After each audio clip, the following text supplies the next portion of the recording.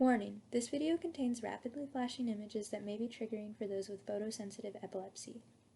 Hello, I'm Janna, and this is Art at Home with Spiral Q. Today's activity is making a thaumatrope. A thaumatrope is an optical illusion toy. It was invented in the 1800s and is a simple way to combine two images using the idea of the persistence of vision, basically meaning that what we see stays in our vision for a little bit after we've actually looked at it. Here's what you'll need: a stiff surface to draw on. You could cut out some cardboard, use an old cereal box, or even just some thick paper. Something to draw with, some scissors, a hole punch, which is optional, yarn or string, and glue. You can also use tape or even staples in a pinch. First, we're going to cut two equally sized circles.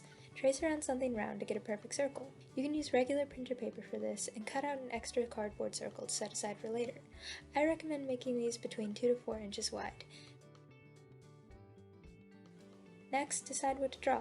We're making an illusion that will overlap two images. For this first example, I'm going to overlap an image of Lola the dog with an image of some hearts in the background. Now we get to draw our first image.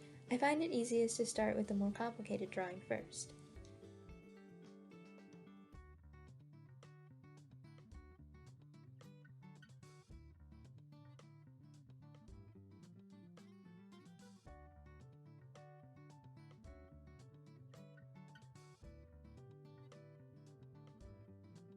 We want our images to overlap, so we need to make sure they line up correctly. One way of doing this is when sketching your second image, put your first drawing underneath it and hold the papers up to a light source, like a window. This is why using printer paper and attaching it to a thicker surface might be helpful to you. Once you have a sketch, you take your drawing off the light source and add more details.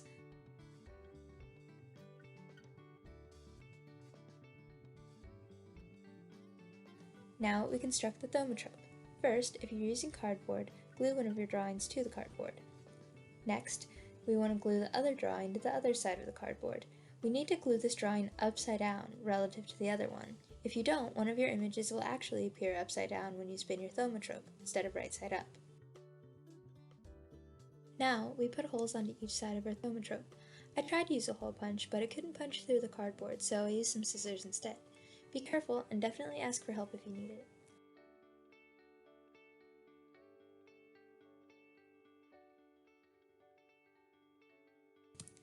Finally, we need to cut some string.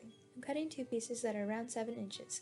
We want to fold each of these in half, pull one through each hole, and then loop it inside itself and pull. I'm using a pencil to help push the yarn through.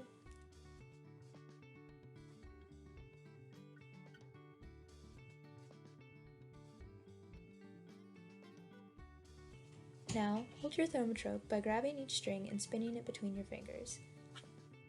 Try to think of some things you might want to combine using a Thaumatrope. I made some examples based on a lot of different ideas.